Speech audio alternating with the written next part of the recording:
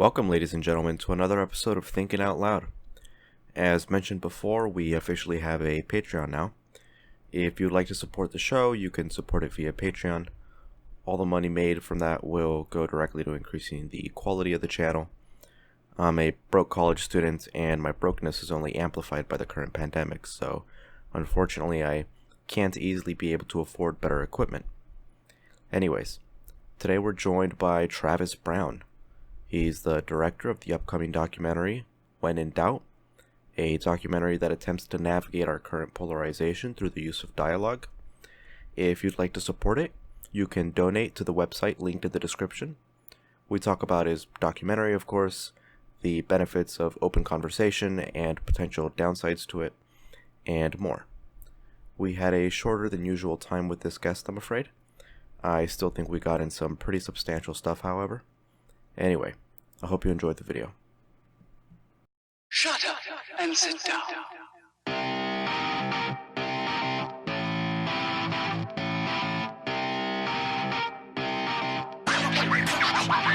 Welcome, ladies and gentlemen, to another episode of Thinking Out Loud. As always, I'm your host, Vincent Freeman, joined by my good friend and co-host, Bruce. Bruce, once more, thank you for coming on. Always fun to be here. And today we are joined by none other than Travis Brown. He's the director of the upcoming documentary, When in Doubt.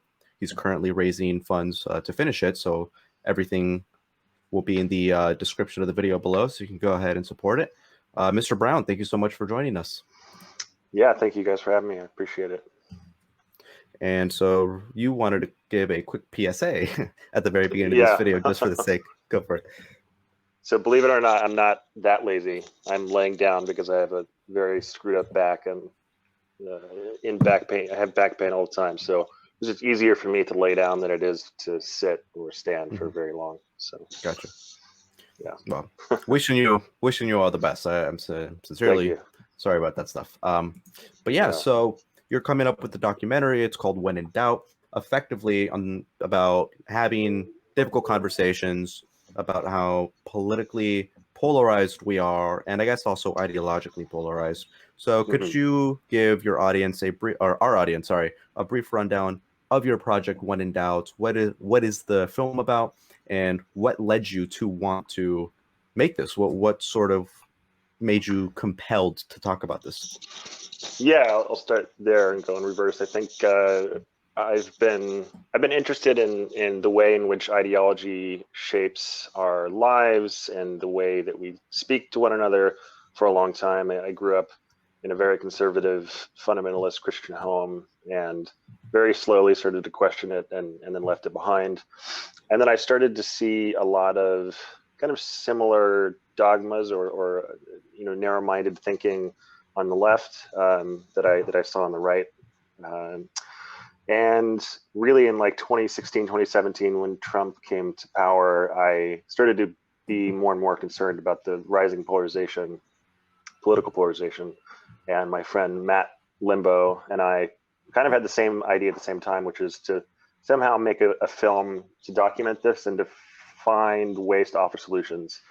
So we started with Jonathan Haidt's book, The Righteous Mind, which I'm a huge fan of. And I said that we should try to turn this into a film in 2017, but it was rather complex, and it wasn't a straightforward way to make that into a documentary. So we kind of talked about that for a bit, and then my back went out in late 2017, and I just kind of shelved everything. And then I decided that I just needed to pick it back up and keep going and just have my crew help me out. So and so that was in 2019. And at that time, I'd become friends with Peter Boghossian, who wrote the book, How to Have Impossible Conversations. And I felt like that was just a great foundation for a film. And I asked him if he'd be interested in coaching our documentary subjects on how to improve their conversations. And he was all about it. And so that ended up being the groundwork of the foundation for the project. So the goal would be to find a few pairs of subjects that are struggling in their relationship because of a belief difference, whether it's political or religious, doesn't really matter, as long as it's an ideological difference. And then the goal would be to help them engage productively in conversation around the disagreement. and to give them and therefore the audience tools on how to improve their conversations, how to reach the other person. And then through that process, we'll hopefully help humanize the sides that we disagree with. And we have some great talking heads like Daryl Davis, who's amazing, and Anthony Magnabosco of Street Epistemology, and Peter, and I'm sure we'll get a few more to help us kind of understand why we're divided in the first place and what we can do about it. Peter's been on the show before. We've had the pleasure of speaking to him. He's a great guy. He's also just remarkably intelligent. I read his How to Create Atheists, which kickstarted this whole approach. And Anthony, I noticed you guys had Anthony Magnabosco on too. He's awesome. Yeah, he's great. We see, I think Jonathan Haidt and probably Greg Lukianoff as well would probably almost certainly state that the most difficult conversations of the day, they're so hard because they immediately trigger our moral intuitions. We have some kind of deeply rooted sense of what's right and wrong, and someone says a couple of unique words, and all of a sudden our fight or flight instinct is just flipped on. So it makes certain topics just incredibly difficult to approach. You featured people who've had a lot of success in the dialogues. I can't think of anyone who exemplified this more than people like Dia Khan or Daryl Davis, who I noticed who's been in some of your trailers. What makes their approaches so effective, do you think?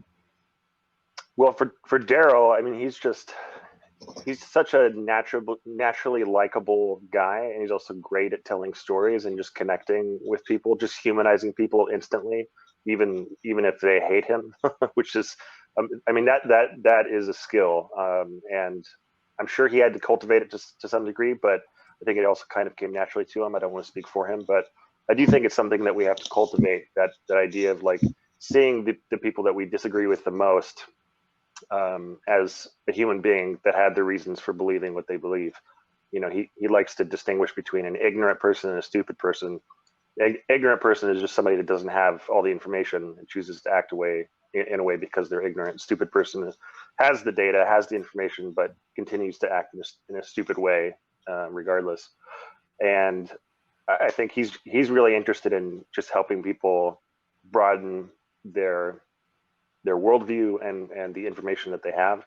That's something I'm also really interested in. So in terms of success, I mean, I think, you know, Peter talks about this a lot, the idea of cultivating in your sense of self, in yourself, a sense of wonder about why somebody could believe something that we might think is atrocious, right? You said we have these moral intuitions that guide our conclusions, but it's really interesting when someone doesn't agree with you, you know, and if you can cultivate a sense of wonder about why this person thinks the way they do, that will allow you to not immediately just hate them or want to shut down conversation, but it will allow you to, or encourage you really, to ask questions about why they believe what they believe, which is obviously a big part of A Manual for Creating Atheists. You know, Peter talks a lot about that in that book. So yeah, I'd say it's a few things. We have to humanize the people that we disagree with, and we have to be curious about why they think the way they do. So there's at least two reasons. Yeah, that brings up a point I wanted to ask you about. It's, one question that popped up in my mind was like, if we have to, I mean, everything that's important that we have to talk about today, like I said before, is so heavily emotionally charged.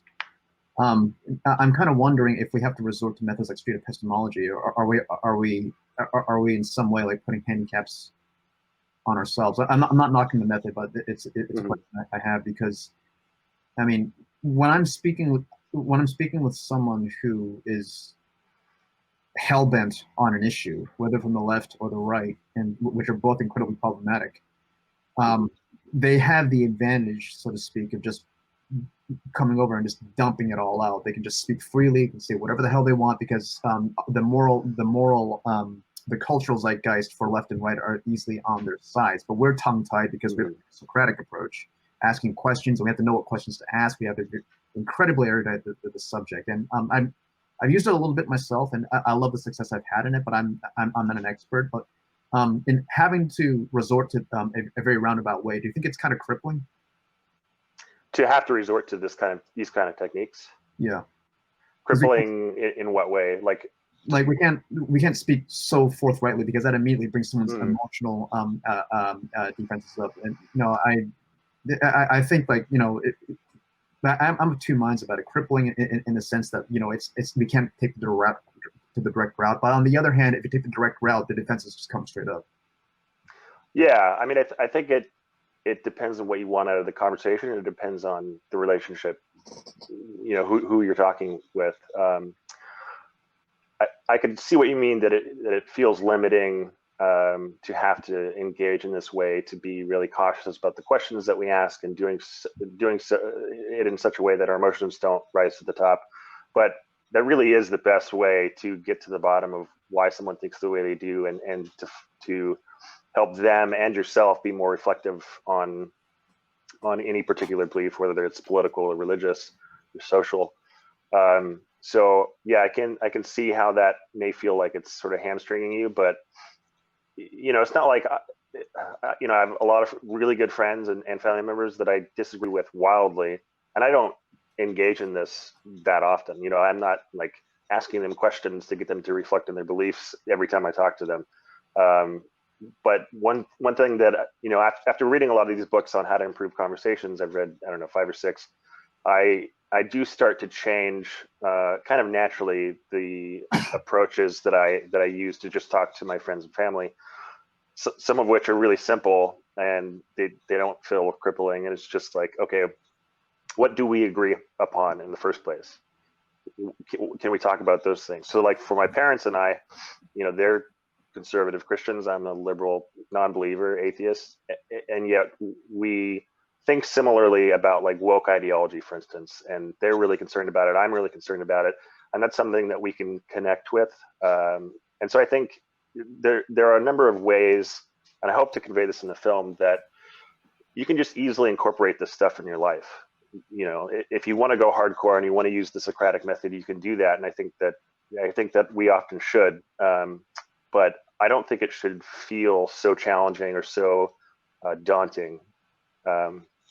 And I'll just go on a slight tangent here, which is most recently I read a book called Nonviolent Communication by Marshall Rosenberg. Brilliant book. I highly recommend it. His approach is very different. He was a therapist, but he often talked about trying to find the needs and wants in what people are telling you. So if someone insults you, or if someone's upset, or whatever it is, trying to interpret and ask them questions about why they're saying what they're saying. And it's really, it's sort of getting back to like Jonathan Haidt's work, like, what is it that's motivating you to insult me? Or what need are you sort of covertly expressing by your dialogue with me?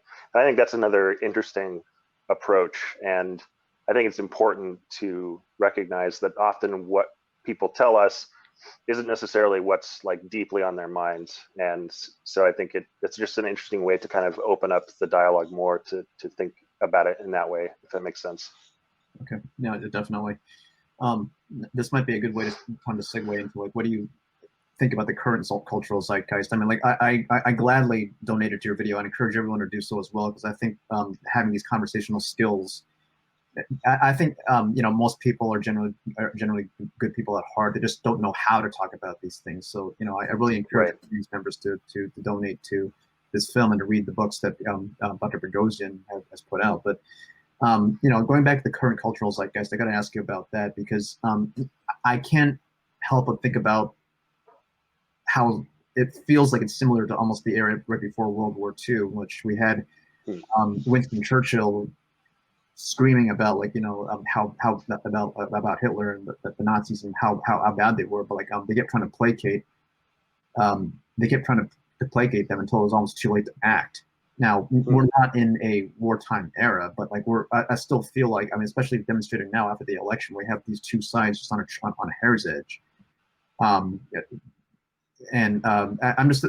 really of the opinion today that we really could have avoided all of this this nonsense if we had the ability to speak more freely. And right now I just feel like we're really, really dangerously poised at each other's throats. So what's your opinion on that, as to where we're at right now as a culture? I just think it's really the tinderbox, the room is lit, and all we need is a spark for the ship to go down.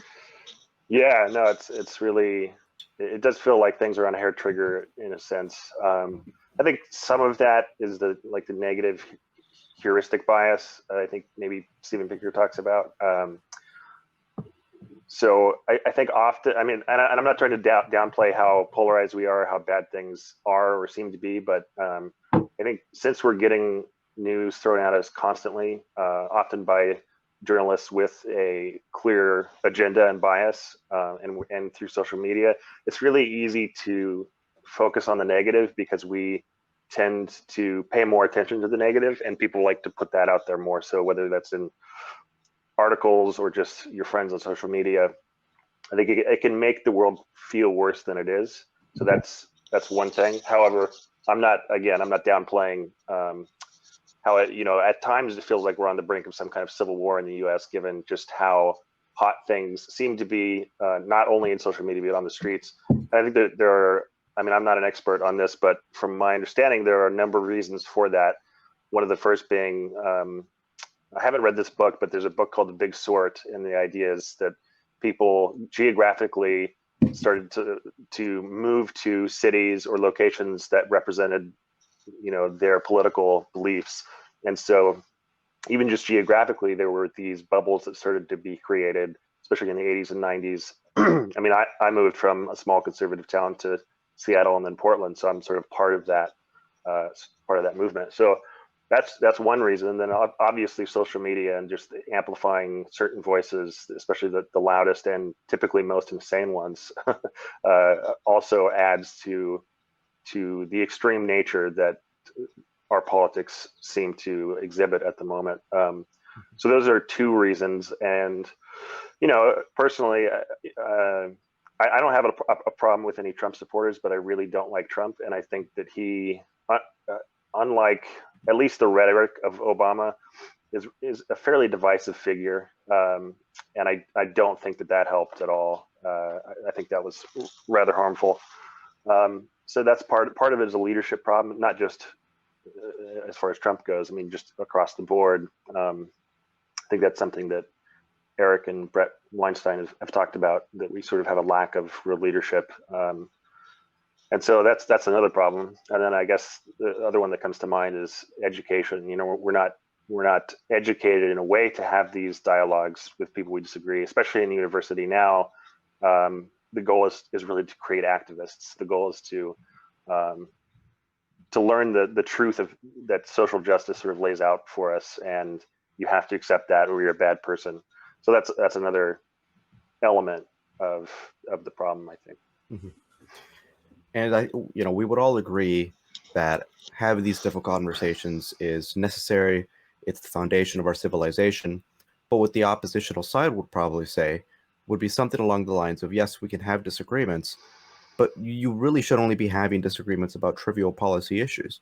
When we're talking about people who are on the side of denying people basic human rights, or who promote things like racism, anti-Semitism, genocidal tendencies possibly, these are people whose ideas we cannot tolerate and speak with, and they'll probably point towards the paradox of tolerance. So are there some people out there to which, as a society, as a cultural standpoint, we shouldn't extend an olive branch, because of the same way that a physicist just doesn't take someone who thinks that the universe is 6,000 years old academically serious? They just ignore them. There's, we're at a point in our scientific endeavors that we shouldn't even take that seriously. Should we extend that logic also towards whether or not some people are still vehemently racist, and whether or not we should even entertain their ideas? Sure. Yeah, I think there's a few things that, I mean, the reason creationism isn't taken seriously by top physicists is because those ideas did have a battle and they lost. They weren't completely ostracized or not allowed in the arena of the discussion. They just lost, right? And so I think that's one thing to keep in mind. The other problem is that anyone could be called a Nazi now. Racism means anyone who's white. Anyone who's white is complicit in racism, according to Robin DiAngelo and others. these words get redefined, and so the labels get expanded, and now anyone can be a racist or a bigot or a homophobe, even if they don't go along with any of that. So, it's difficult because I've often seen signs or people on social media saying, racism isn't an opinion, homophobia isn't an opinion, etc. So there's no reason to debate. The problem with that is that a lot of things that are called racist or bigoted or homophobic, in fact, aren't. I mean, Peter's been called a Nazi I don't know how many times. He's the furthest thing from a Nazi from anyone I know. So the expansion of those terms makes it such that it's almost impossible to have reasonable conversations just when you disagree with the leftist orthodoxy. So, I mean, I'm not a fan of giving actual Nazis platforms, but as I said, the term is expanded such that it's almost meaningless. And not only that, I wouldn't advocate like necessarily. I mean, people can disagree with me on this if they want, but I'm not really a big advocate to bring like Richard Spencer to Berkeley to talk about his ideas. However, one-on-one engagements, Daryl Davis often encourages us to let these people get out what they feel like they need to say. And the reason to do that is so that then they will give you a platform for what you want to say. And that's just necessary. Whether or not it's necessary on a grand stage or in a public arena, I'm a little iffy on that. I think that's kind of where I come down. Yeah, and I 100% agree with you, even someone whom I vehemently disagree with, and I think that if people were to adopt their beliefs, we would live in a tragically disastrous society. The whole point is that can't legislate that opinion away. We have to have a cultural change in which we can all agree that that is a bad viewpoint.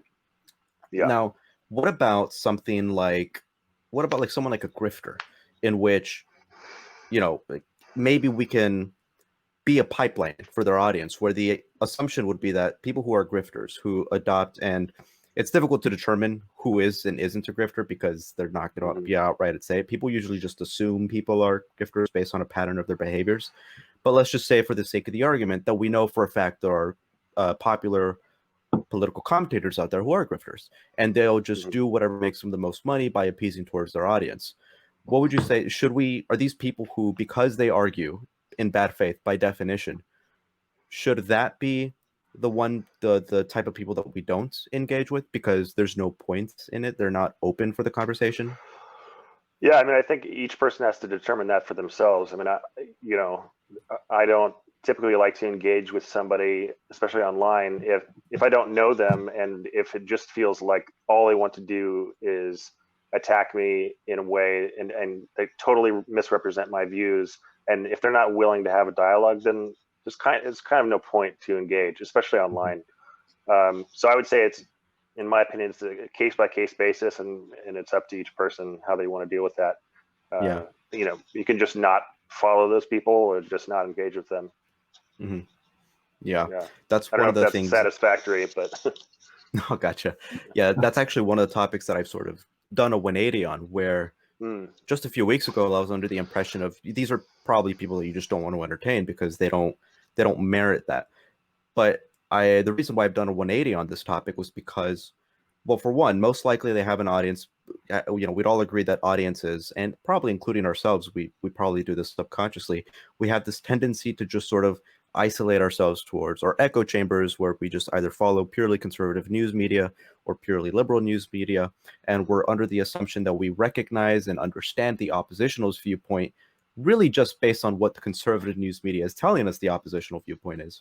And so I think that actually, by going on a quote-unquote grifter's platform, let's say they're a conservative grifter, we could act as a pipeline for their audience to get an accurate understanding of what, let's say, a liberal viewpoint is, instead of just hearing it from them. So maybe not to convince them, but to try to convince their audience to say, this is what we actually believe. This is what the liberals tend to believe. Not everyone, obviously. So do you think that maybe we can at least do that, just for the sake of being a pipeline for their audience? Yeah, again, that's why I said it's up to each individual. I think it depends Right. on how much time and energy you want to expend doing that. I mean, I think it's what you sort of hinted at is really great, which is maybe a tangent, but if you are a conservative reading liberal news, or if you are a liberal reading conservative news, or having different sources, so then you can compare and contrast, what's going on about the same subject. But as far as grifters go, yeah, I mean, maybe there's an opportunity to. I guess that reminds me of like what Sam Harris and Richard Dawkins and people like that would talk about, which is, when they're debating somebody on stage, they're not necessarily trying to convince that other person, the person that is on stage with them, but they might convince their followers, or people may open up their minds who otherwise they wouldn't have access to that information. Right. So I think that makes sense. Yeah, I think that's 100% right. Another thing that I wanted to ask you is this concept of joining forces with the enemy just for a common cause, and whether or not it could be effective through tactics. So one of the things that I often think about, and you've mentioned this earlier on, where your parents are conservative Christians and you are a liberal secularist, atheist, but both of you are concerned about the woke people. And my original assumption would be that, well, from a pragmatic and a utilitarian standpoint, it makes perfect sense to join forces and have this conversation. But I started encountering many Christians online who followed our work because we're very much anti-woke, as one of the things that we mainly talk about.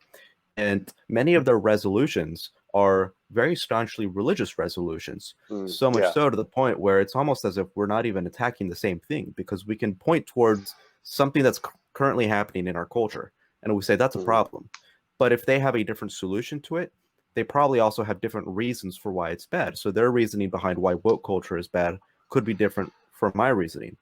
So if that's the case, then we're kind of not even arguing for the same thing. We're just looking at something and having a different analysis. So would it be more effective to join forces with them still and sort of use them maybe for the sake of appearing as a bigger group? Or should we just criticize both of those people? What are your thoughts on this whole, how complex this can get?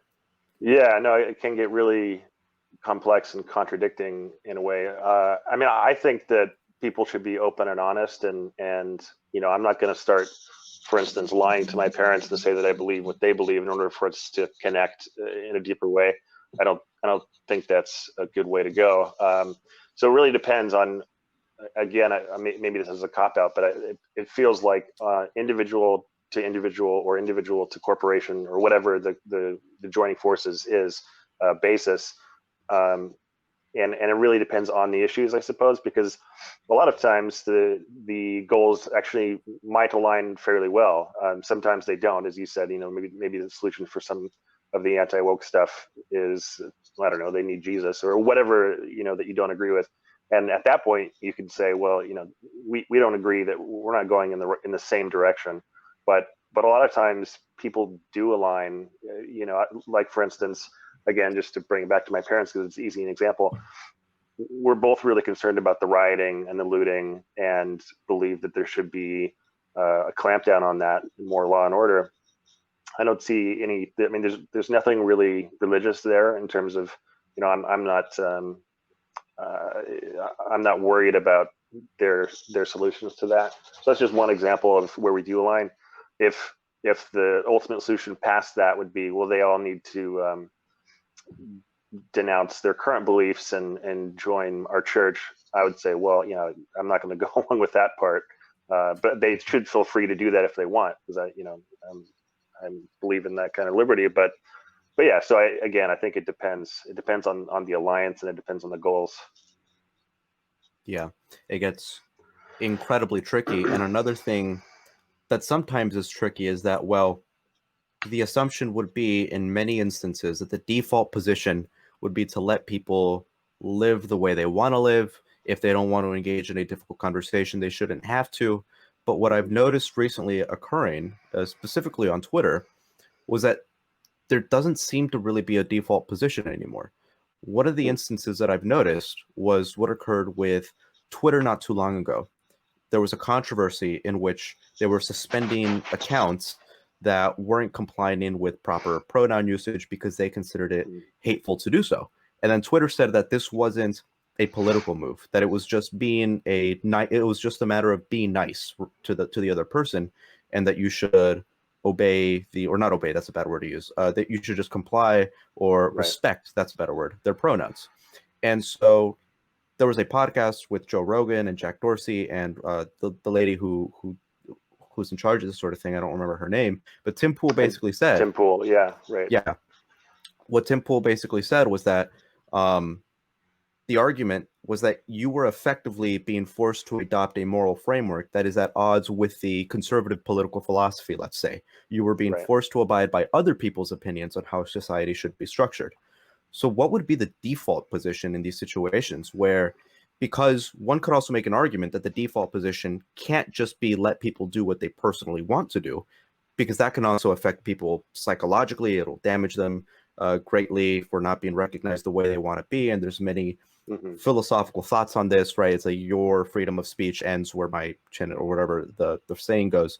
So it seems like it's almost impossible to find a proper default position before you even have the conversation. So there seems to already be, I hope this makes sense, but there seems to already be some assumptions made about how the discourse should go based on what one side believes, especially in that Twitter situation. What are your thoughts on this whole fiasco?